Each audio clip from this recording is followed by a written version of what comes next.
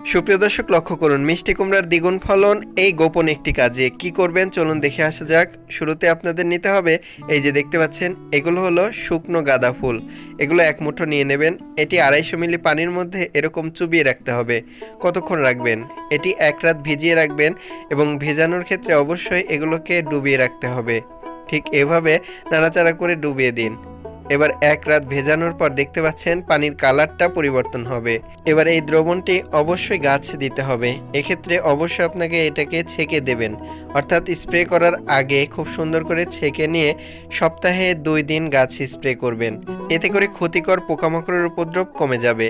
এছাড়া অনেক সময় বলে থাকেন মিষ্টি কুমড়া ছোট অবস্থায় নষ্ট হয়ে যায়। এজন্য অবশ্যই পুংদণ্ড দিয়ে ঠিক এরকম স্ত্রী ফুলের গর্ভমুণ্ডে হ্যান্ড পলিনেশন করিয়ে দিন। এতে করে ফুলগুলো টিকে যাবে। এর পাশাপাশি ফুল গাছ লাগিয়ে দিন আপনাদের বাগানে। এতে করে উপকারী পোকা আসবে।